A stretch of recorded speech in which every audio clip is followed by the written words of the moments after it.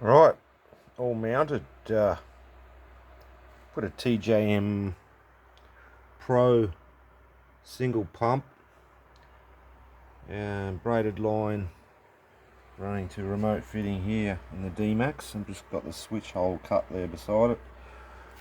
I'm just about to wire it up. I've just done all the mounting and now it's time to wire it up, but that's how it goes in. They fit in a Dmax space cab, and I'd say they'd fit in an extra cab as well, or a dual cab. Two bolts here. There's a steel plates running up here, come in the kit. You use them because it's quite thin metal here, so it suggests you put the brace plates in behind. M8 bolts running through, two there, two there. You can see them in there.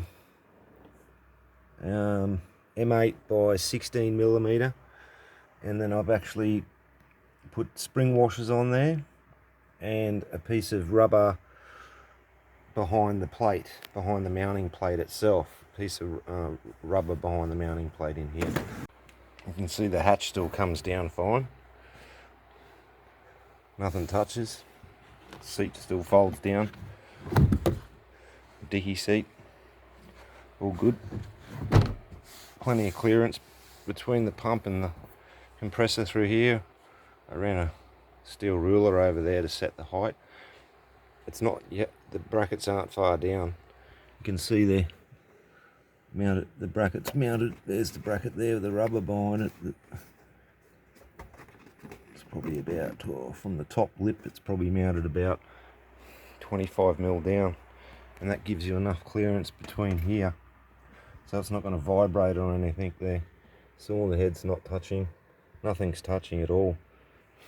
So hopefully it won't vibrate too badly with the rubber mounting in it as well. There she's all wired up. The fuse has just got to go on this cable here. I've brought it through. I've just got to run it along here through the firewall to the battery. I've used 100 amp cable, so there's no chance of that getting voltage drop. It actually fit the plug too, the thick wires. Theirs are slightly smaller than the ones I've fed into it, so I shouldn't get any voltage drop at all. So she's all ready to go. Just got to run those wires through, put the fuse in, and she's ready to go. Switch is mounted.